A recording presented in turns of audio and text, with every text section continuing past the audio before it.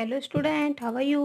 Hope you all are doing well. आज हम पढ़ते हैं आपके रिवीजन टाइम में आपकी हिंदी गुलमोहर का पाठ 10 देश का गौरव। यह एक प्रेरणादायक कथा है, कहानी है। ओके, इसमें देशभक्ति, गर्व और अभिमान के बारे में बताया गया है।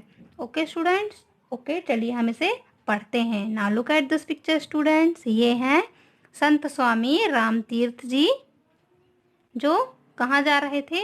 जापान जा रहे थे। यह एक महान संत है जो जापान की यात्रा पर जा रहे थे। किस पर? रेलगाड़ी पर। ओके, रेल पर ये अपनी यात्रा कर रहे थे जापान जाने के लिए। पर वे प्रत्येक स्टेशन पर फल वाले को ढूंढ रहे थे, है ना। उन दिनों फल ही उनका भोजन था, लेकिन उन्हें फल कहीं भी नहीं मिले। तो एक स्टेशन पर उतरकर वे अपने साथी से बोले। देखिए, उनके साथ एक व्यक्ति और है ना, जो उनका साथी है। तो वे अपने साथी से बोले, शायद जापान में फलों की कमी है। तो जिस समय स्वामी रामतीर्थ जी यह बात कह रहे थे, उसी समय एक जापानी युवक, now look at this picture student, ये पिक्चर दिख रही है ना आपको? देखिए, एक जापानी युवक वहां पर आया और उसने कहा, है ना, उसने मतलब दौड़कर गया और थोड़ी ही देर में फलों की एक टोकरी लेकर आया और टोकरी ले जाकर स्वामी रामतीर्थ जी के हाथों में दे दिया और बोला, है ना, कि यह बहुत आदर के साथ बोला कि लीजिए, आपको फलों की जरूरत थी। तो युवक जो था, वह जापानी युवक, उसे देखकर रामतीर्थ जी ने सोचा कि वह कोई फल वाला होगा और उन्हें बेचने के लिए आया है। तो उन्होंने उस युवक से फलों के दाम पूछे, है ना, उनसे पूछा कि ये फल कितने रुपए के हैं। तो उसने उनका मूल्य नहीं बताया उस युवक ने। तो रामतीर्थ जी जो थे, उनको बार बार पूछने लगे।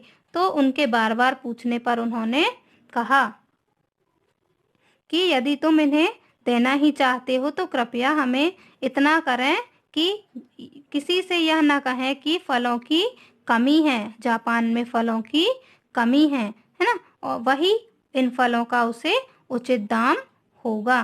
तो यह बात सुनकर युवक जो था, वह बहुत स्वामी जी जो थी, वो युवक की यह बात सुनकर बहुत ही खुश हुए, और क्योंकि उसने अपने कार्य से अपने देश का गौरव बढ़ा दिया था। तो इस प्रकार जो वह जापानी युवक था, उसने अपने देश का नाम किया, है ना, उसने अपने देश का गौरव बढ़ाया ताकि उसके देश के बारे में कोई भी गलत बात ना कर सके। उसने अपने देश का गौरव बढ़ाया। इस प्रकार स्वामी रामतीर्थ जी जो थे, उसकी बातें सुनकर बहुत खुश हुए और उन्होंने कहा कि अपने कार्य से अपने देश का गौरव आपने बढ़ा दिया, है ना, उसने बढ़ा दिया। चलिए अब हम पढ़ते हैं एक दूसरी घटना के बारे में। वह भी एक जापानी युवक की ही है। ओके, चलिए हम इसे पढ़ते हैं। तो यह भी एक जापानी युवक की ही कहानी है। वह जापान से, सॉरी, इसमें एक युवक था जो वह जापान में पढ़ने के लिए आया था। ओके, जापान में पढ़ने के लिए आया था। उसने पुस्तकालय में सदस्यता ली थी। जापान के ही एक सरकारी पुस्तकालय में उसने वहाँ की सदस्यता ली थी और वहाँ से एक पुस्तक पढ़ने के लिए लेकर आया था। परंतु उसने क्या किया, उस पुस्तक में से एक दुर्लभ चित्र निकाल लिया। फिर जब वह पुस्तक लौटाने आया पुस्तकालय अधिकारी के पास, तब पुस्तकालय अधिकारी ने जब उसको चेक किया, उसकी जांच की, तो उसमें कमी पाई गई, है ना। ये आपको पिक्चर दिख रही है ना, ये पुस्तकालय अधिकारी है और वह युवक है जो जापान में पढ़ने के लिए गया था। तो अधिकारी ने जब दुर्लभ चित्र युवक के कमरे से बरामद किया, तो उस युवक को जापान से निकाल दिया गया, है ना। इस घटना के बाद पुस्तकालय के बाहर एक बोर्ड लगा दिया गया कि उस देश का जिसका वह युवक था, कोई भी निवासी इस पुस्तकालय में प्रवेश नहीं कर सकता, है ना। जिस युवक ने पुस्तकालय से उस पुस्तक में से दुर्लभ चित्र निकाला गया था, तो उस घटना के बाद से उस पुस्तकालय के बाहर एक बोर्ड लगा दिया गया कि वह जो जहाँ का वह युवक था, उस देश का कोई भी निवासी इस पुस्तकालय में प्रवेश नहीं कर सकता, है ना। इस प्रकार से देखिए, पहली घटना में तो उस जापानी युवक ने अपने देश का नाम रोशन किया, उस देश का गौरव बढ़ाया। परंतु दूसरी घटना में जो हमने अभी पढ़ी, उसमें युवक ने न केवल अपना बल्कि अपने देश का भी अपमान कराया, अपने देश की बेइज्जती कराई। इन दोनों घटनाओं से केवल यह स्पष्ट होता है कि प्रत्येक नागरिक अपने देश के साथ बंधा हुआ है।